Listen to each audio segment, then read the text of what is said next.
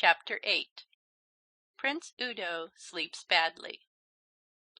Everybody likes to make a good impression on his first visit, but there were moments just before his arrival in Euralia when Prince Udo doubted whether the affair would go as well as he had hoped. You shall hear why. He had been out hunting with his friend, the young Duke Coronel, and was returning to the palace when Hyacinth's messenger met him. He took the letter from him, broke the seals, and unrolled it. "Wait a moment, Coronel," he said to his friend. "This is going to be an adventure of some sort, and if it's an adventure, I shall want you with me." "I'm in no hurry," said Coronel, and he got off his horse and gave it into the care of an attendant. The road crossed a stream here. Coronel sat up on the little stone bridge and dropped pebbles idly into the water. The prince read his letter. Plop, plop, plop, plop. The prince looked up from his letter. "How many days' journey is it to Euralia?" he asked Coronel. "How long did it take the messenger to come?" answered Coronel without looking up. Plop. "I might have thought of that myself," said Udo. "Only this letter has rather upset me." He turned to the messenger. "How long has it—" "Isn't the letter dated?" said Coronel. Plop. Udo paid no attention to this interruption and finished his question to the messenger. "A week, sire." "Ride on to the castle and wait for me. I shall have a message for you." "What is it?" said Coronel when the messenger had gone. "An adventure?" "I think so. I think we may call it that, Coronel." "With me in it?" "Yes, I think you will be somewhere in it." Coronel stopped dropping his pebbles and turned to the prince. "May I hear about it?" Udo held out the letter, then feeling that a lady's letter should be private, drew it back again. He prided himself always on doing the correct thing. "It's from Princess Hyacinth of Euralia," he said. "She doesn't say much. Her father is away fighting, and she is alone, and she is in some trouble or other. It ought to make a rather good adventure." Coronel turned away and began to drop his pebbles into the stream again. "Well, I wish you luck," he said. "If it's a dragon, don't forget that—" "But you're coming too," said Udo in dismay. "I must have you with me." "Doing what?" "What? Doing what?" said Coronel again. "Well," said Prince Udo awkwardly, well, well." He felt that it was a silly question for Coronel to have asked. Coronel knew perfectly well what he would be doing all the time. In Udo's absence he would be telling Princess Hyacinth stories of His Royal Highness's matchless courage and wisdom. An occasional discussion also with the princess upon the types of masculine beauty, leading up to casual mention of Prince Udo's own appearance, would be quite in order. When Prince Udo was present, Coronel would no doubt find the opportunity of drawing Prince Udo out, an opportunity of which a stranger could not so readily avail himself. But of course you couldn't very well tell Coronel that. A man of any tact would have seen it at once. "Of course," he said, "don't come if you don't like. But it would look rather funny if I went quite unattended. And Her Royal Highness is said to be very beautiful," he added lamely. Coronel laughed. "There are adventures and adventures. To sit next to a very beautiful princess and discuss with her the good looks of another man was not the sort of adventure that Coronel was looking for." He tossed the remainder of his pebbles into the stream and stood up. "Of course, if your Royal Highness wishes—" "Don't be a fool, Coronel," said His Royal Highness rather snappily. "Well then, I'll come with my good friend Udo if he wants me." "I do want you." "Very well, that settles it. After all," he added to himself, "there may be 2 dragons." 2 dragons would be 1 each, but from all accounts there were not 2 princesses. So 3 days later the friends set out with good hearts upon their adventure. The messenger had been sent back to announce their arrival. They gave him 3 days' start, and hoped to gain 2 days upon him. In the simple fashion of those times, so it would seem from Roger Scurvilegs, that they set out with no luggage, and no clear idea of where they were going to sleep at night. This, after all, is the best spirit in which to start a journey. It is the Gladstone bag which has killed romance. They started on a perfect summer day, and they rode past towers and battlements, and by the side of sparkling streams, and came out into the sunlight again above sleepy villages, and as they rode, Coronel sang aloud, and Udo tossed his sword into the air and caught it again. As evening fell, they came to a woodman's cottage at the foot of a high hill, and there they decided to rest for the night. An old woman came out to welcome them. "Good evening, your Royal Highness," she said. "You know me?" said Udo, more pleased than surprised.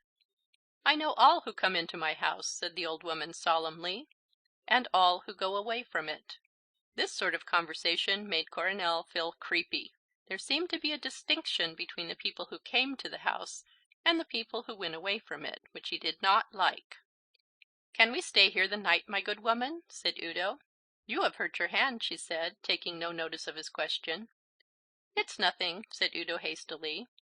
On one occasion he had caught his sword by the sharp end by mistake, a foolish thing to have done. "Ah, well, since you won't want hands where you're going, it won't matter much." It was the sort of thing old women said in those days, and Udo did not pay much attention to it. "Yes, yes," he said, "but can you give my friend and myself a bed for tonight? Seeing that you won't be traveling together long, come in and welcome." She opened the door and they followed her in. As they crossed the threshold, Udo half turned round and whispered over his shoulder to Coronel, "Probably a fairy.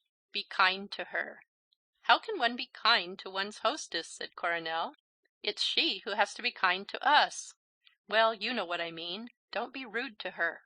"My dear Udo, this to me, the pride of Araby, the favourite courtier of His Majesty, the—" "Oh, all right," said Udo. "Sit down and rest yourselves," said the old woman. "There'll be something in the pot for you directly." "Good," said Udo. He looked approvingly at the large cauldron hanging over the fire. It was a big fireplace for such a small room, so he thought when he first looked at it, but as he gazed, the room seemed to get bigger and bigger, and the fireplace to get farther and farther away, until he felt that he was in a vast cavern cut deep into the mountainside. He rubbed his eyes, and there he was in the small kitchen again, and the cauldron was sending out a savoury smell. "There'll be something in it for all tastes," went on the old woman, "even for Prince Udo's." "I'm not so particular as all that," said Udo mildly. The room had just become 500 yards long again, and he was feeling quiet. "Not now, but you will be." She filled them a plate each from the pot, and pulling their chairs up to the table, they fell to heartily. "This is really excellent," said Udo, as he put down his spoon and rested for a moment. "You'd think you'd always like that, wouldn't you?" she said. "I always shall be fond of anything so perfectly cooked." "Ah," remarked the old woman thoughtfully. Udo was beginning to dislike her particular style of conversation. It seemed to carry the merest suggestion of a hint that something unpleasant was going to happen to him. Nothing apparently was going to happen to Coronel. He tried to drag Coronel into the conversation in case the old woman had anything over for him. "My friend and I," he said, "hope to be in Euralia the day after tomorrow." "No harm in hoping," was the answer. "Dear me, is something going to happen to us on the way?" "Depends what you call us." Coronel pushed back his chair and got up. "I know what's going to happen to me," he said. "I'm going to sleep."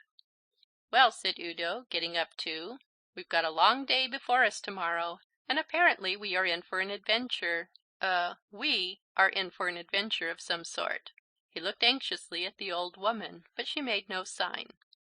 "And so let's to bed." "This way," said the old woman, and by the light of a candle she led them upstairs. Udo slept badly. He had a feeling, just as you have, that something was going to happen to him, and it was with some surprise that he woke up in the morning to find himself much as he was when he went to bed. He looked at himself in the glass. He invited Coronel to gaze at him, but neither could discover that anything was the matter. "After all," said Udo, "I don't suppose she meant anything. These old women get into a way of talking like that. If anybody is going to be turned into anything, it's much more likely to be you." "Is that why you brought me with you?" asked Coronel. I suppose that by this time they had finished their dressing. Roger Scurvilegs tells us nothing on such important matters, no doubt from modesty. Next morning they rose, he says, and disappoints us of a picture of Udo brushing his hair. They rose and went down to breakfast. The old woman was in a less cryptic mood at breakfast. She was particularly hospitable to Udo, and from some secret store produced an unending variety of good things for him to eat. To Coronel it almost looked as if she were fattening him up for something, but this suggestion was received with such bad grace by Udo that he did not pursue the subject. As soon as breakfast was over they started off again. From one of the many bags of gold he carried, Udo had offered some acknowledgment to the old woman, but she had refused to take it. "Nay, nay," she said, "I shall be amply rewarded before the day is out." And she seemed to be smiling to herself, as if she knew of some joke which the Prince and Coronel did not yet share. "I like today," said Coronel as they rode along. "There's a smell of adventure in the air. Red roofs, green trees, blue sky, white road. I could fall in love today." "Who with?" said Udo suspiciously. "Anyone. That old woman, if you like." "Oh, don't talk of her," said the Prince with a shudder. "Coronel, hadn't you the sense of being out of some joke that she was in? Perhaps we shall be in it before long. I could laugh very easily on a morning like this." "Oh, I can see a joke as well as anyone," said Udo. "Don't be afraid that I shan't laugh too. No doubt it'll make a good story, whatever it is, to tell to the Princess Hyacinth. Coronel," he added solemnly, the thought having evidently only just occurred to him, "I am all impatience to help that poor girl in her trouble." And as if to show his impatience, he suddenly gave the reins a shake and cantered ahead of his companion. Smiling to himself, Coronel followed at his leisure. They halted at midday in a wood and made a meal from some provisions which the old woman had given them. And after they had eaten, Udo lay down on a mossy bank and closed his eyes. "I'm sleepy," he said. "I had a restless night. Let's stay here a while. After all, there's no hurry." "Personally," said Coronel, "I'm all impatience to help that." "I tell you I had a very bad night," said Udo crossly. "Oh well, I shall go off and look for dragons. Coronel the Dragon Slayer. Good bye." "Only half an hour," said Udo. "Right." With a nod to the Prince he strolled off among the trees.